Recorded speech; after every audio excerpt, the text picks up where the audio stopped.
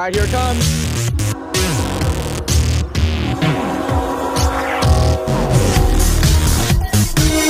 Hello! Let's see what we got. Ready to dive? Ready to dive out. 894 is our leader. Oh, that's the honor rack. 3014.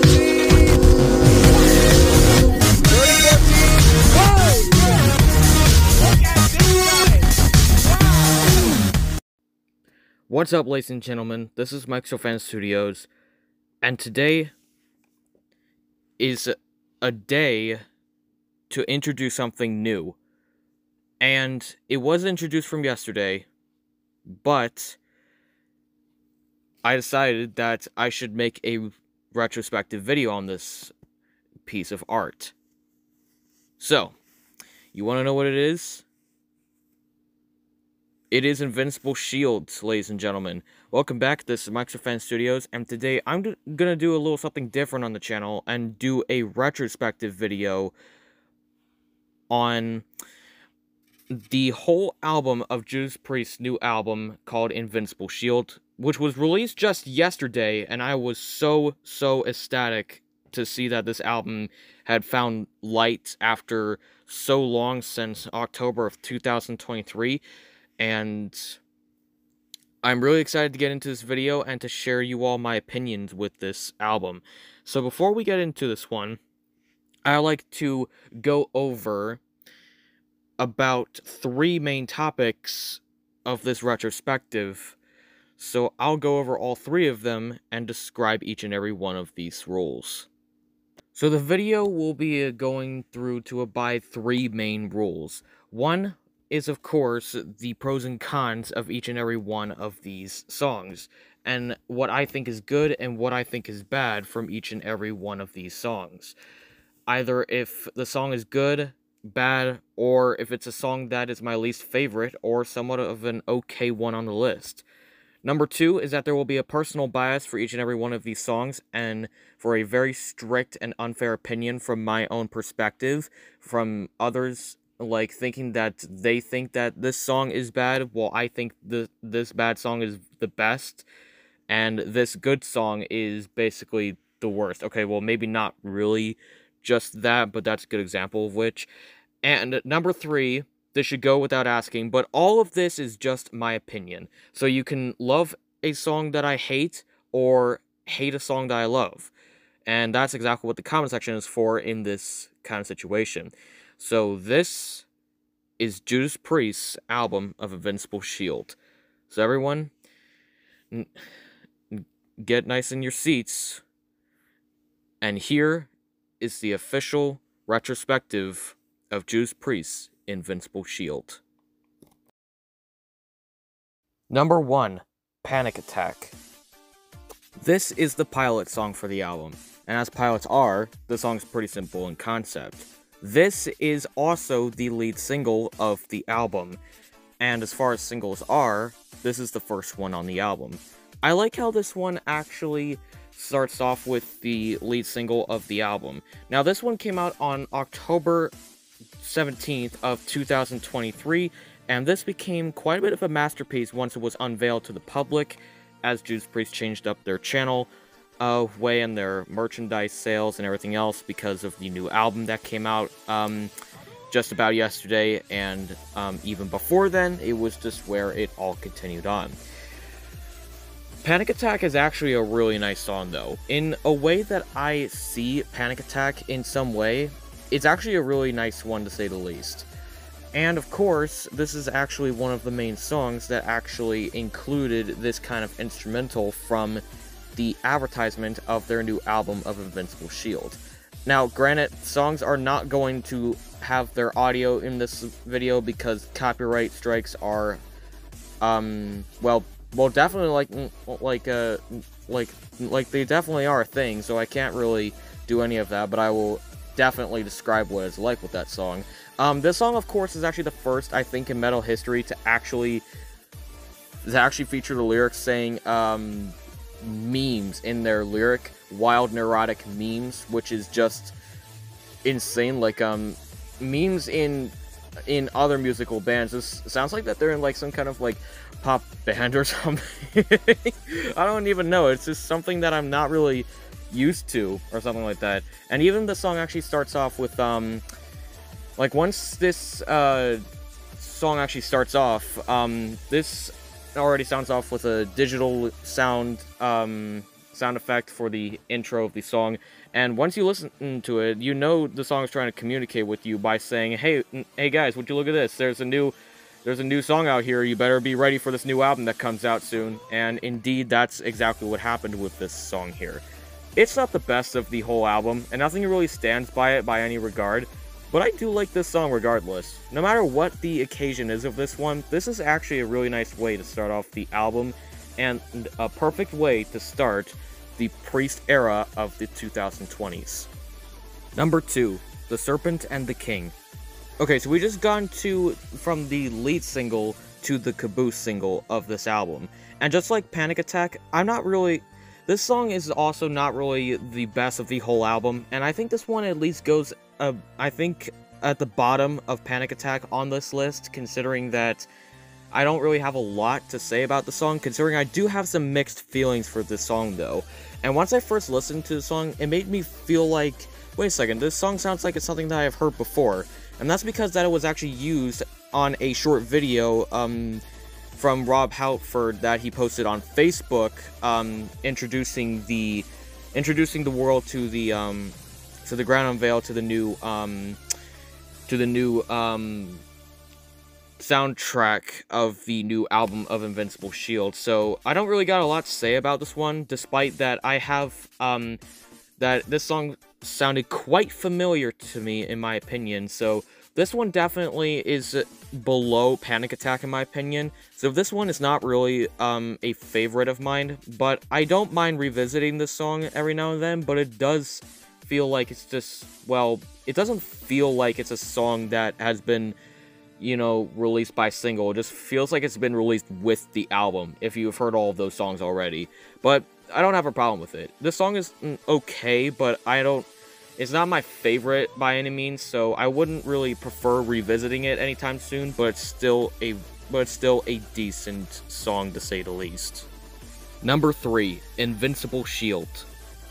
Okay, so when this song dropped from last night, I was of course pretty ecstatic to know what the song had to unveil, and once I actually first listened to the song was alright, I guess, but once I actually look back on this one, the more I start to turn a bit sour on this song here. It's not a bad song by any means, but it is not as bad compared to the first two we gone over so far on this list. So, I mean, I would definitely prefer Invincible Shield every day, though, but a song I don't really prefer revisiting, but I think is a bit more of a worthy inclusion to put on this list here. This is another song that I also have some mixed feelings for with this song here, so I don't really got a whole lot to say for this one, but what I will say, though, is that this is definitely a song that definitely is above Panic Attack, I'll tell you that much. But everything else is just, well, it just feels like nothing, honestly. This one, of course, is alright. I definitely can listen to this song, though, but I'll have to take a good revisit to this one, since I haven't really got the idea to actually revisit any of the songs when I got the idea to make this video. So, yeah, not a whole lot to say about the song, really. Okay, I thought thought of this one intentionally, but okay, anyways. Number 4, Devil in Disguise. Okay, so we just gone from a decent song to a decent/great song to another decent song to the weakest song on this album. I do like this song. Like, the song is not bad or anything. And, of course, the way how I'm talking to every single of these songs here, first off, it just sounds like I criticize this album, but I don't, honestly. But I do have mixed feelings for these songs, though. This album is not bad since I've listened to all these songs here, but I do have mixed feelings for this one. Devil in Disguise just feels like filler. And this is totally just the opposite with The Serpent and the King by saying that this is a song that was released with the album, of course. This one just sounds like it's been released as a single. Like, these songs just feel like that they were swapped from place to place.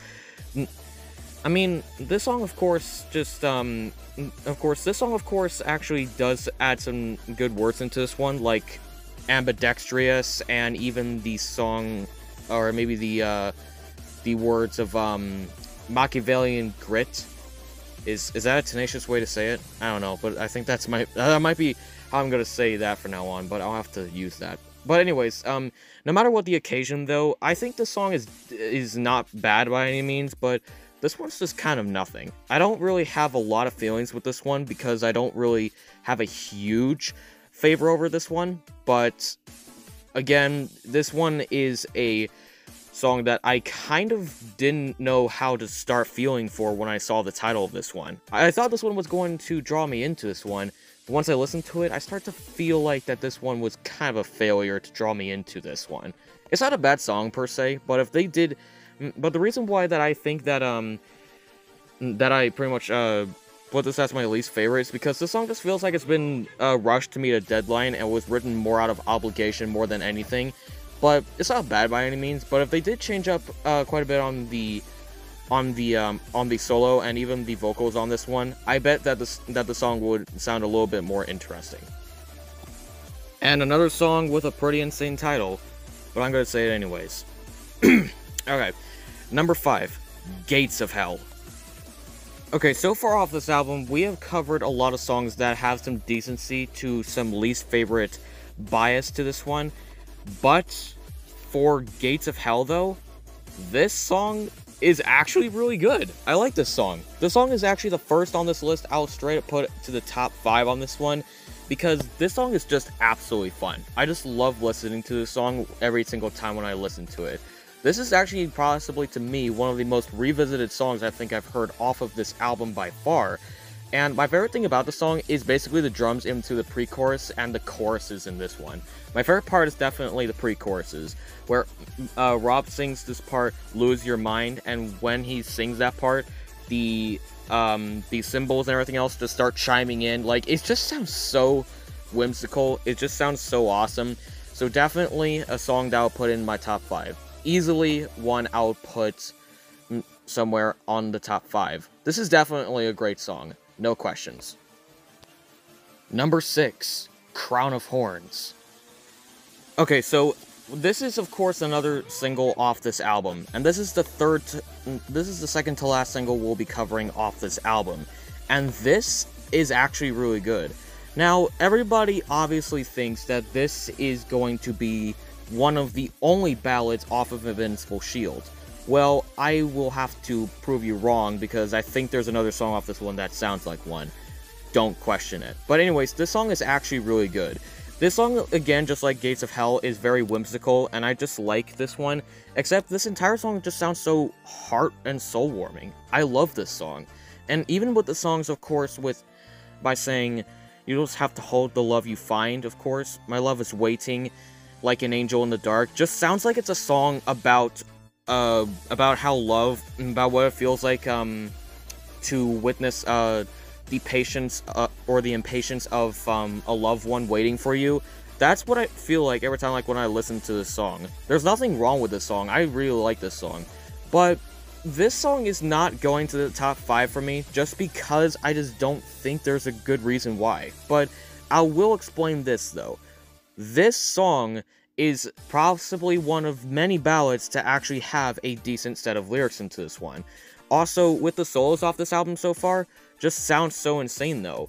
Off this one, of course, this is of course a very hyper and complex kind of solo. Like, it's a tapping one too, and that's what we're going to possibly maybe see throughout most of these songs off this one.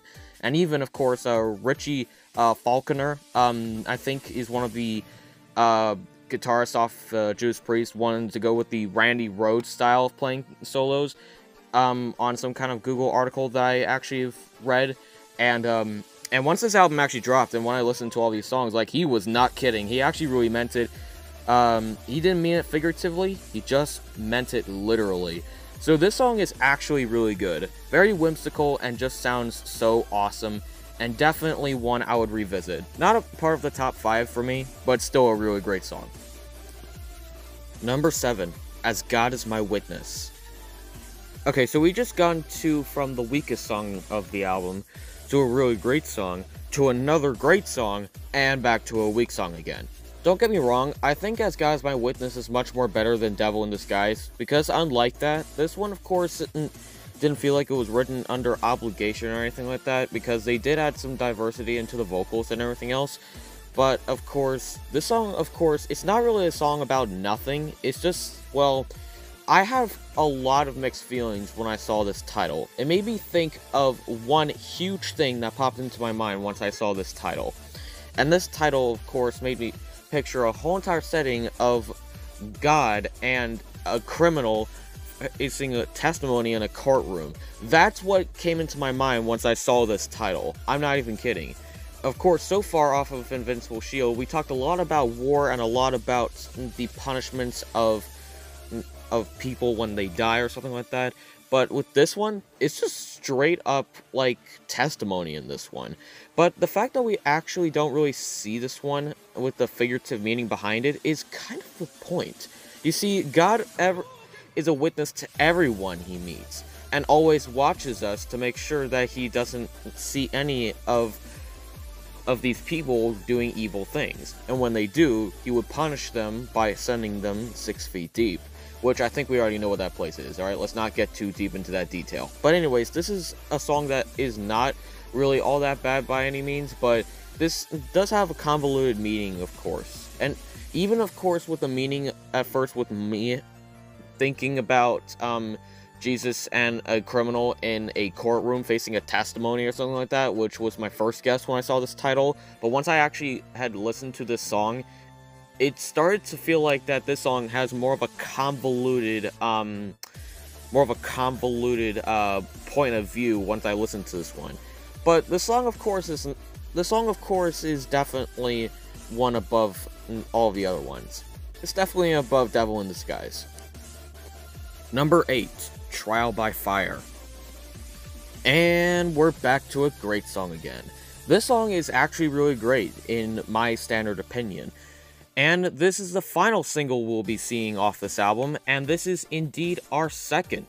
So in order, in single order of this album is Panic Attack, which is the first song off the album, Trial by Fire, which is the second, but is going to the 8th song on the album, Crown of Horns, which is the third, but goes 6th, and The Serpent and the King, which is the final, and will be going to straight up 2 on the album. So I actually really do like this song being on the list, but I do have one big question with this song, and that is that they actually took the title from a Testament album from their song Trial by Fire and have a song for themselves, which I think might be just like a music exercise for something like that. But yeah, it is kind of a bit it's kind of a bit jarring right if you're heading around that. But whatever the occasion, of course, Trial by Fire came out on Testament's 1988 album, The New Order, and Judas Priest released Trial by Fire, which is also a song that has the same title, but on a different album and a different band's work, and different lyrics, of course.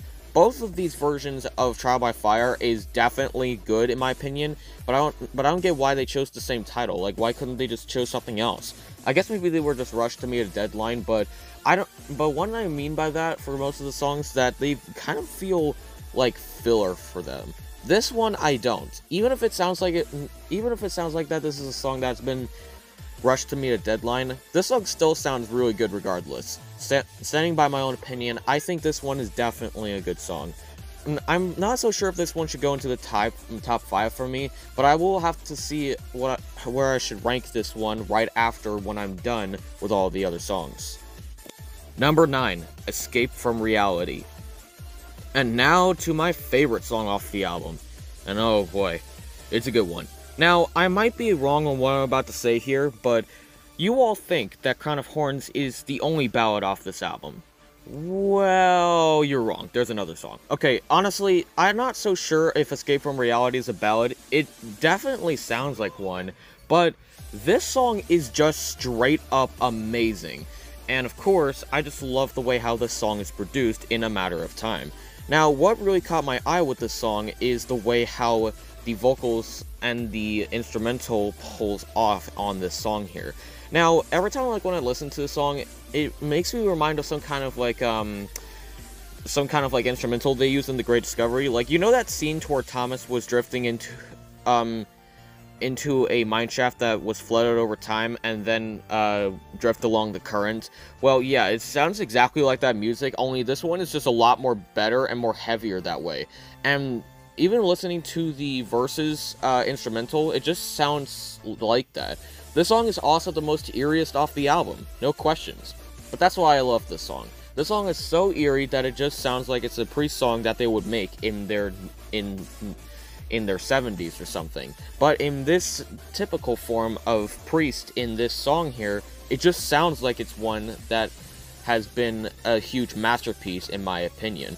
Now, of course, one big thing about this song is of course the title. Now, of course, the title of course really drew me into this one. Now, at first, before I even got to the song, I thought of maybe other titles from this album that would draw my attention, like Devil in Disguise, Gates of Hell, or maybe even Invincible Shield or what, or maybe even Giants in the Sky or Sons of Thunder or something. But no, it is Escape from Reality. And once I saw this title, I was like, okay, if Priest is gonna make an album with this song in their album, then this song must be good. And, you know, like, and once I actually listened to the song, you know, like, Priest actually really did listen to me and actually make a good song for once. So yeah, this song is really great. It's a 10 out of 10 song, in my opinion. This is, of course, Invincible Shield's magnum opus. Absolutely stellar in every regard. It's a 10 out of 10 song, in my opinion. Hands down the best of the album. Number 10, Sons of Thunder. And speaking of which, this song is also a really nice piece of material that Priest added to their song, of course. And yeah, when I got the idea to make this video, I accidentally keep on always saying Sons of Fire for a split second every time, like, when I want to read this title. But okay, anyways, this song, of course, is another song that also does get my attention. It's not a magnum opus like Escape from Reality is, but this one is just really great. Now, of course, this is a song on this list I'm going to straight up say that they actually got tone inspirations from different bands. Like, when Rob Halford sings Sons of Thunder, and so does the rest of the other band members in the background, it just sounds like that I'm listening to Iron Maiden's Chains of Misery from Fear of the Dark from '92, and that song is also a really nice masterpiece. And for this song, they kind of use the exact same tone from this one. So I love how Priest is getting inspiration from other bands' tones and using it as their own for their music. I just like how they're getting inspirations. So yeah, this is a really great song, and I'm not so sure if this one goes to my top 5 or anything, but it's definitely a song that I would prefer revisiting. Might be underneath Crown of Horns, but still a really nice piece of art to say the least. Number 11, Giants in the Sky. And now we have reached the final song on the original copy of Invincible Shield. This song, just like Sons of Thunder, was inspired by another band's tone work. And of course, this song is actually really great. I just love how they changed tone in this song altogether, of course. Now, of course, I love the tone in this one, like I'm going to be repeating a lot of times in this part of the video. Maybe for a lot of others as well, but as for this one, I have to say though that this song is just what I call standout for me. This is another of my top 5s. It possibly might go above Crown of Horns in my opinion, just because it just sounds like it's a song I'll definitely prefer actually revisiting every now and then. Now, this song, of course, actually has the tone inspired from Metallica's 72 Seasons album, and the song I'm referring to is Inamorata. You see, Inamorata is Metallica's longest original song since Garage Incorporated, which was actually a cover song, which of course was 11 minutes, and the song was Merciful Fate. And as for this song, on the other hand, they definitely used the 11-minute cut for their song for Inamorata for 2023. Now, granted, I was going to do a retrospective on 72 Seasons last year when it came out, but I never got the chance to do it. But don't worry, I'll see if I can find the chance to do so, because I'm planning on doing these same retrospectives on the same day. So yeah, I definitely have to say that 72 Seasons is a good masterpiece to say the least though. And Inamorata, of course, actually starts off with some eerie guitars on this one. And it's not just like Inamorata where everything else is just completely the same, of course. The tone changes in some parts. Like, we start with this like eerie intro in some way, and then we get into some more great metal tone on this one. And then afterwards it settles down to Warm the Soul, and then we're back to some metal stuff again. This is exactly what it feels like every time, like, when I listen to the song here. This is the Inamorata of Invincible Shield. Of course, of course, the song ends off with guitars on this one. But this one, of course, ends off with vocals on this one. That's only the biggest difference with this song. Of course, this is just the way how I'm comparing Inamorata and Giants in the Sky in a cohesive narrative. But this song is very good regardless. No matter what the occasion has to offer, this is a really great song to put onto the album. And this is definitely another top 5 for me, and this is definitely one that will stand out for my opinion. Number 12, Vicious Circle. Another tone-inspired piece of work, and I definitely dig this song. Now, every time when I listen to this song, it just sounds like it's a song that I could actually play. Oh yeah, and side note, did you know I actually have a guitar? Anyways, this song is actually really great. In some stellar opinion, this is a really great song added to the album. This is, of course, a really nice add-on after Giants in the Sky, because now we're into the deluxe songs. 3 of them. This is one of them. And of course, every single time when I listen to a song, it makes me feel like it's Nightcrawler every time when I listen to a song. And yeah, side note, of course, Nightcrawler is the magnum opus of Painkiller, so not only that Judas Priest is getting inspired from other people's work, they're getting inspired from their own piece of work. So that's really nice. I actually really do like the solo of this one too. It sounds just like Nightcrawler, only a bit more better. It's very standard tuning in this one, and indeed has a very nice standout for this one. This is one of Invincible Shield's best songs. If you ever thought that this song was extremely, bland compared to all the other songs, then prepare to be proved wrong with this one. Because this song, of course, is just absolutely fun. A standard solo, but sounds easy once you listen to it, and it's just one I definitely would actually play in the future. Definitely in my top 5. Number 13, Fight of Your Life.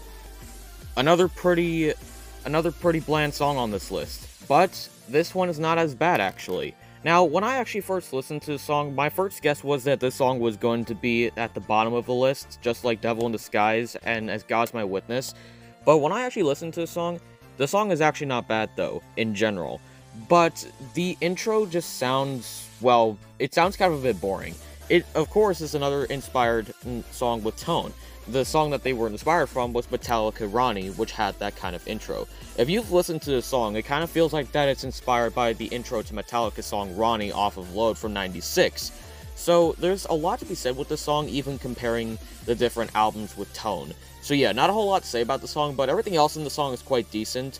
So yeah, not going up the bottom of the list, it's a decent song. It's somewhere going to the middle of the list. Number 14, The Lodger. And now we have reached the final song off the album. In general, that's what it is. The Lodger is a nice way to end off Invincible Shield. This is a straight-up story song. Once you listen to the lyrics and actually listen to what they're saying, the song is so 100% a story song.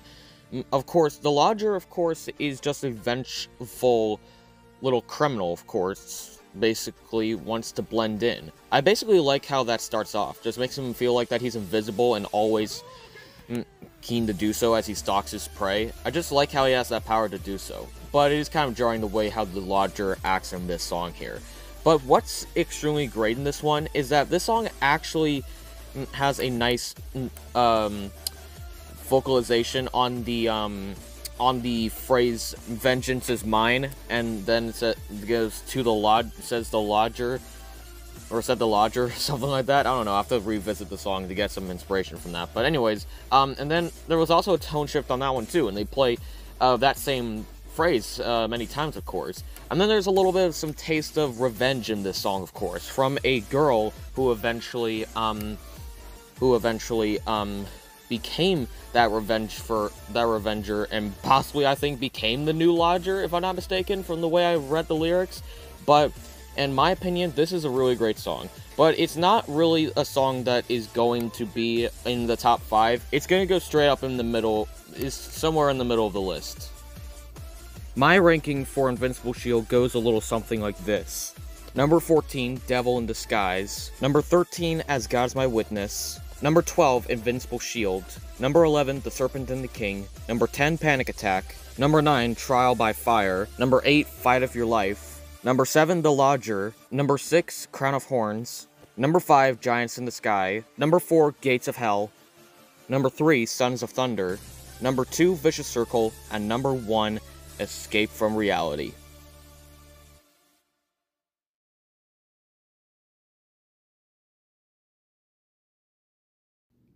The phrase I would use to describe Invincible Shield would be Painkiller 2.0. Every time when I listen to this album, it just feels like it is a direct sequel to Painkiller.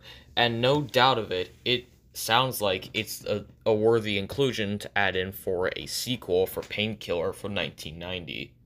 And if I have to give this album a grade, the grade I would give it is a solid A. This is going to on my favorite Judas Priest album list. So, hope you all enjoyed this video. After nearly a whole half an hour for myself talking about this album and what I think of it. So, hope you guys enjoyed this video, and stick around for another brand new video coming your way very soon. See y'all next time.